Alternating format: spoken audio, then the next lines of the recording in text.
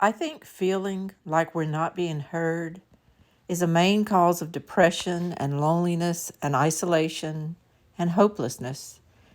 When people speak and feel their words are lost in the world without falling on solid ground, there can be a sense of being misunderstood, of being thought of as unworthy or unimportant or insignificant. I mean, if you were really worthy, important, and significant, wouldn't your words land on fertile ground? The fact is, you are worthy, you are important, you are significant, and there may be a reason you're not understood. It could be that the person you're speaking to is not listening. Most all of us have ears and the ability to hear sounds, but true listening, as defined in the dictionary, means the act of hearing attentively. Listening is a verb, meaning it takes action to complete. But listening attentively takes even more action. It takes will and focus. It takes practice. And if we really look into the eyes of the person who is speaking to us and we acknowledge their need to be heard, we add love to the equation. For with love, we can forfeit our need for attention, our need for clarity, our need to stifle or correct their words, and our need to limit their time. Whether it's your spouse, a family member, a friend, a coworker, a fellow parishioner at church or another community member, or just a stranger you may never meet again, love of neighbor gives you the ability to supersede your love of self. Cultivate the skill of listening. Your time, your attention, your compassion, and your openness could change someone else's life.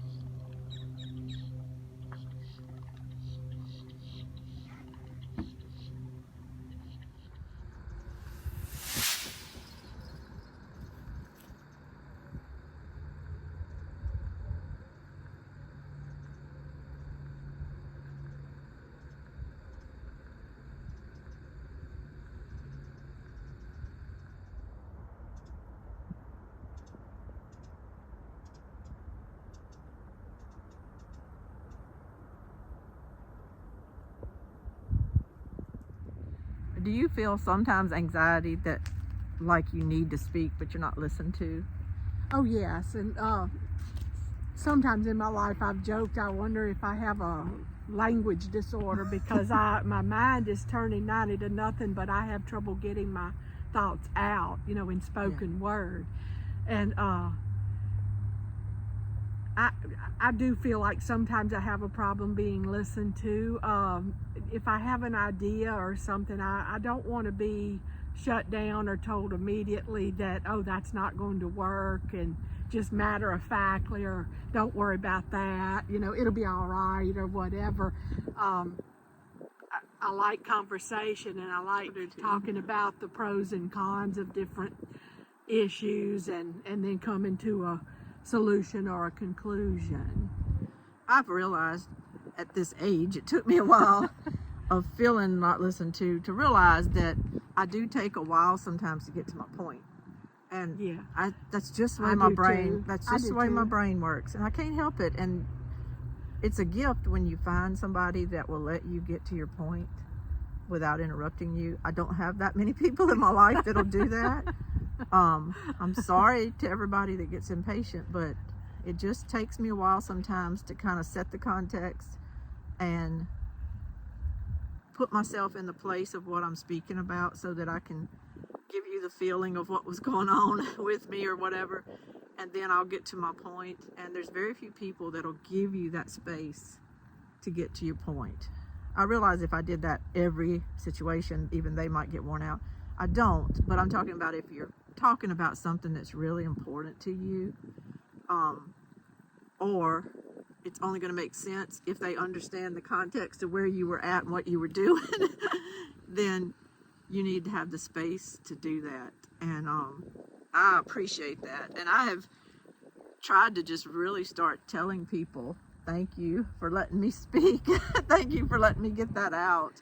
I went and ate with a friend the other day after not having gone out with a friend in a year. You know, she and I went out in December and got us a bite to eat, and I just couldn't hardly shut up. And I was so excited to be able to talk to somebody, and she's such a good listener. And at the end, I just told her, I said, you know, I called you to go with me because I knew you would listen to me, you know. And you listen to me too. I'm not excluding you, but you and I do things more around our house because y'all are comfortable around Richard.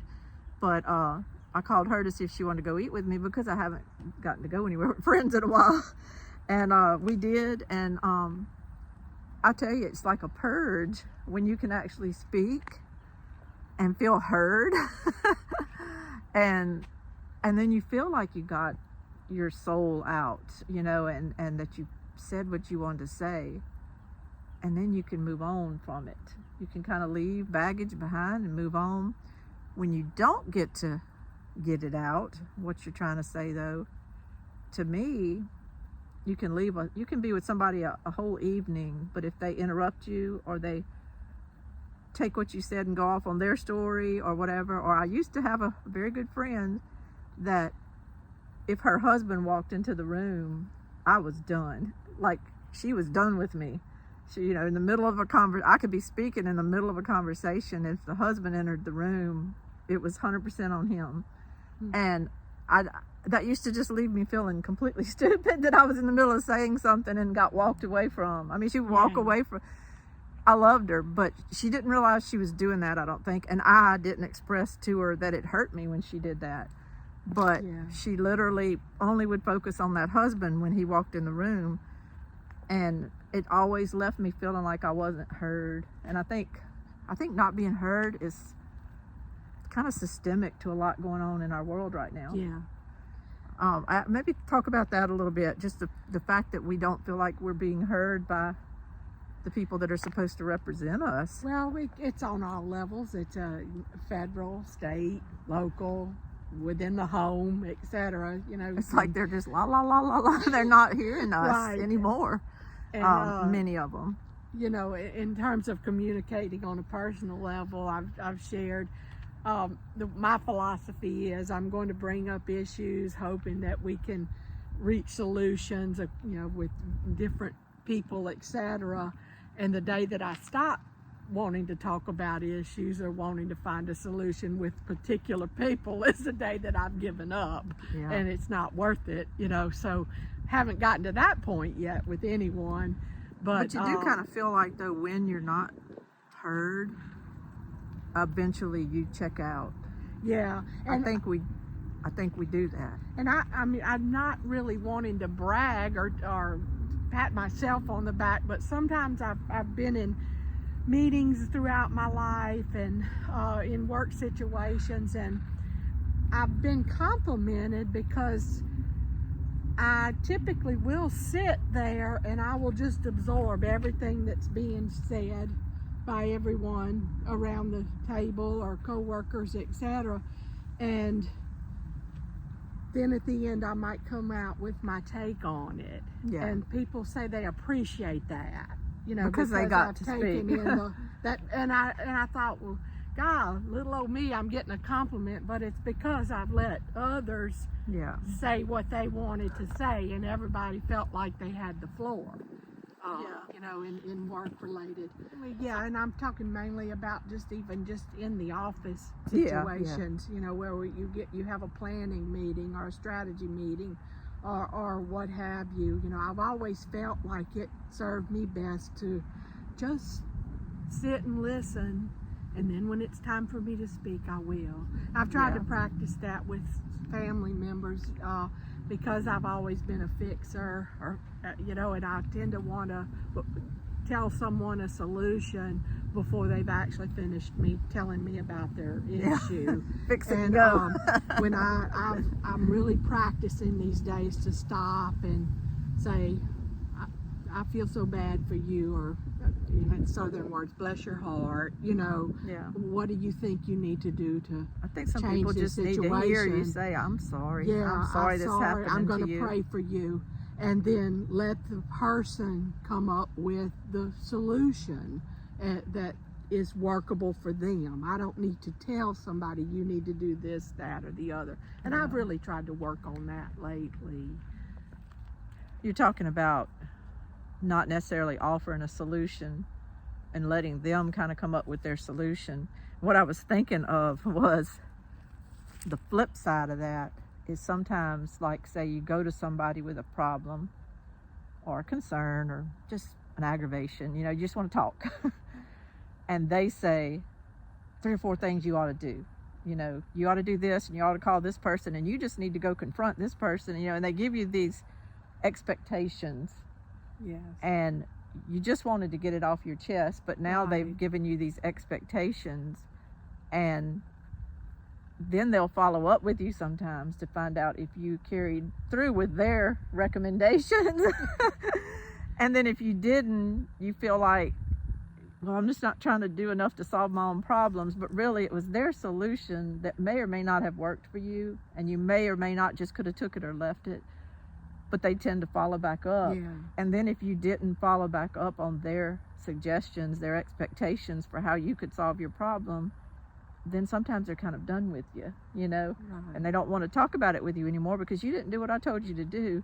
And I think maybe people need to do more like what you're talking about and not try to solve other people's problems, to the extent sometimes you have to Right. step in, but to the extent that it's just you're giving someone the time to unload their thoughts. Let them just unload their thoughts. Right. It might all be worked out the next time you talk to that person. Right. Just let them unload their thoughts. But when you tell them, well, here's what you need to do, or here's what I did when this happened And to me. I've been guilty you know, of that. oh, me Yeah. too. I'd be a hypocrite to say I wasn't.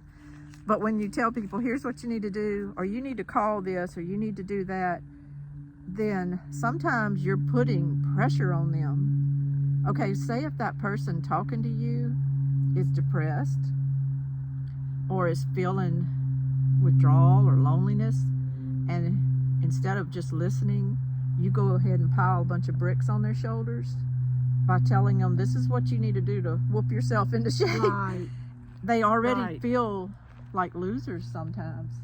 They already Right. feel tired and worn down, and you've just set bricks on their shoulders to where, oh no, now I have to meet Aunt Lainey's expectation, or my mom's expectation, or I'm even more of a failure. And I think maybe we need to step back sometimes and don't put all that stress on other people, Right. because just the fact that they're coming to you unloading a problem, that's enough. Right. They've got enough Yeah. going on in their mind sometimes. I have some examples that I was thinking about of this, and of just listening to people, and the importance of not putting bricks on their shoulders.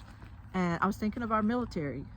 The military has a very high suicide rate, and a lot of times when they get out of service, they'll kind of partner up with a battle buddy, somebody they can call on a dime and say, I don't feel right, I'm depressed, or whatever. And that battle buddy system has kind of been set up to help these soldiers feel like they've got somebody that won't judge them and that'll have their back. And I think that's a good system, because you don't need a battle buddy that'll come in and solve all your problems. You just need a battle buddy that'll help you. And I don't think a lot of people realize, in the farming and the ranching business, I was looking it up on the internet, because I knew that I've been hearing there's like a high suicide rate in the farming community, Wow. and their rate is actually 3 times higher than veterans for the size of the population. Yeah. And per 100,000 people, more farmers commit suicide than veterans. That's terrible. A lot of times it's isolation on their farms, not seeing and interacting with enough people. A lot of times I think it's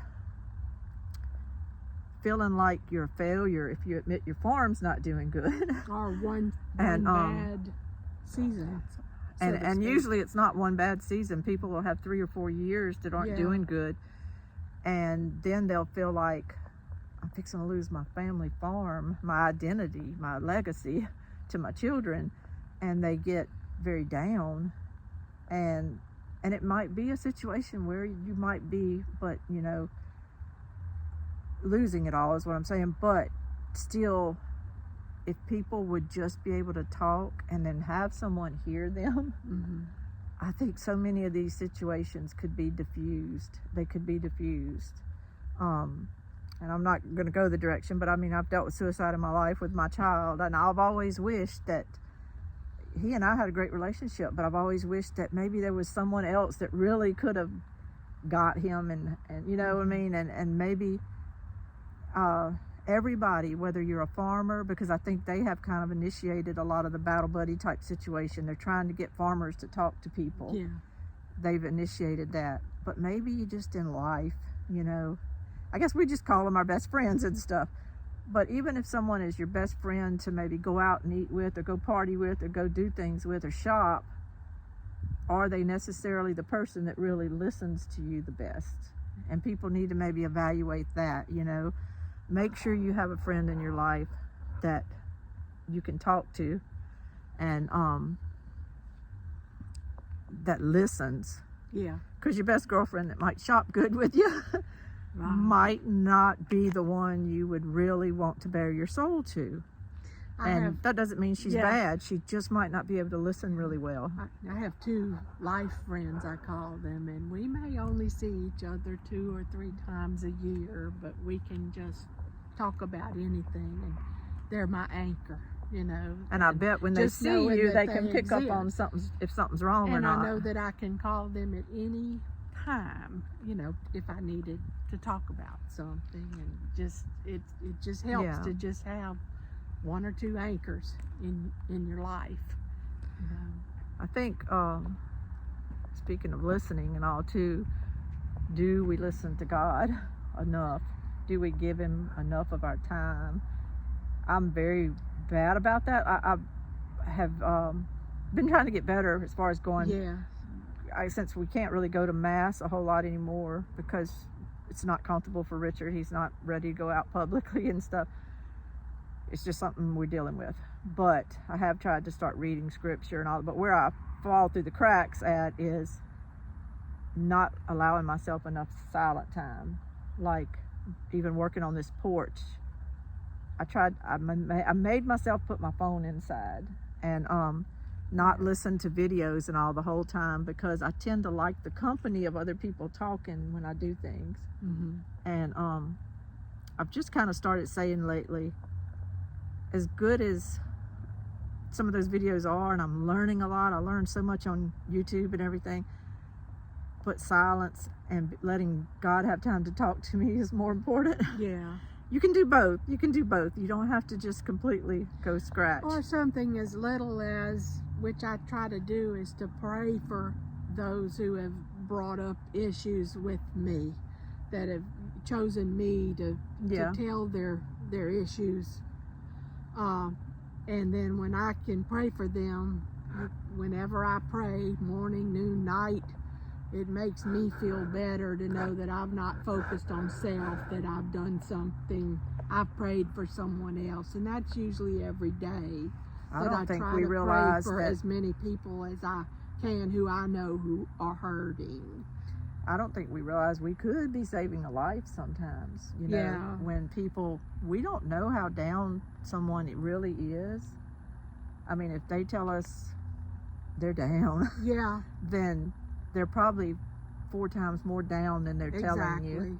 So just that lunch you have with them, or just listening and letting them unload it, Yeah. might buy them enough time to come back up. You know, we're not at fault if we don't fix people, but I'm just saying you just don't realize how much just your time just your time, because people are always so busy, and they're always looking at their phones, and they're always jumping to the next thing, to really look into somebody's eyes and realize they need me. Yeah. Let me stop. You know, let me stop. Yeah. And I'm guilty. You know, I'm guilty of not doing it sometimes. I'm guilty of letting my own day get in my way sometimes. But like you said, when you pray for the people that come to you and you say, did I listen to them, then you start being more aware of it. It's a discipline to listen. It is. It is. Listening does not come easy. So we hear I- stuff, you know, we my don't necessarily strategy- listen. Yeah, just my strategy right now is to focus on the personal level, personal relationships, business relationships as we're out in the business world. And then continue to pray for our national situations and do what we talked about in another video. Continue to write letters and simply ask our politicians, please listen to me. And tell them, Please listen to me. Please make a discerning decision. and just tell them we don't feel you're listening, because And they might not really understand that we feel that way. Yes. I think we can't expect people to think they not going to understand how we feel unless we say something. Yeah. And that's something I'm guilty of too, is being aggravated Yeah, about but- something when I really never said anything to the person. You know, I mean, how many of us can have a fight with our husband when he's not even home, he's at work, but we're fighting with him in our mind, and then when they get home, you know, we're already mad and they don't even know what we're talking about. Because you gotta say things to people, you gotta tell them what's going on, or they're not in the loop with what you're Right. saying. Yeah. And they can't be responsible for listening to you and helping you when you're not speaking to them. So I mean, people have to. Yeah. It can't all be up here. You have to get the words out. You have to get the words out. I think, and we're dealing with, you know, our mom getting older, and needing to listen to her, to hear what we need to hear, to know what we need to do. Yeah. And that's kind of that's hard, because it's like a transition going on, and people paved the way many years before us doing all these kind of things with their parents, but we're getting there now. Yeah. And you're transitioning from, you know, them having complete control of their lives to us kind of having to step in and stuff, and it's like listening comes in handy. Yes. And to all older people, you know, are we giving them enough time to really tell stories and to revisit their childhoods and to talk to us about things? Are we giving them, And they were Time. our greatest generation, Yeah. I feel like. and are we listening to them, and not just our parents? I'm talking about everybody. Yeah. I was sitting here thinking, do you ever go to a store and you're just checking out or whatever, and do you ever feel like that person in front of you might want to talk to you? Does that ever happen to you? I have that happen to me a lot. Yes, sometimes my kids get tickled at me though, because I'll strike up a conversation with people I don't know, and before we know it, we know someone mutually, and but I like relationships. I like finding connections among people, and that's again a form of communicating and listening. And maybe in the future I might realize, hey, I met this person at the grocery store and they told me they did this. Maybe I need to call them for that service, you know. Yeah. And it's all intertwined. I met this sweet lady at the Winn-Dixie the other night, and I only had a cake in my hand. She had a couple things in her buggy, and she was like, you go ahead and go. And I said, oh no ma'am, I'm fine. You know, I said, I'm just avoiding the self-checkout. I said, I'm good, I can wait, because I could have went to the self-checkout. And she said something to me about the self-checkouts, and she didn't like them either, and this, that, and the other. And we just giggled a little bit and stuff, and then she started checking her stuff out. And it hit me while she was checking her stuff out. I'm like, she's going to turn around and tell me bye, because I could just tell she just appreciated me talking Yeah. to her. Right. And so I didn't do anything. I just waited for her to she did her credit card and everything. And then she even pushed her buggy forward, and I was like, well, I was wrong. She's not going to say nothing. And when she turned to leave the little inlet to the cash register, she turned around and said, it was so nice talking to you. And I said, you too. I said, you have a great weekend. And she said, thank you. And she left. But I could just tell she Yeah. appreciated me Yeah. talking to her. I had no idea. She might have just been very kind. Right. But you don't have an idea when you even go anywhere as to who's crossing your path and who Right. God might want to link you up with because they need something, or you might need it. Right. And you get linked up with them in this way the world works, and two strangers all of a sudden smiling at each other and connecting. And I think it's simply because on some level we might not understand, we felt like we heard each other.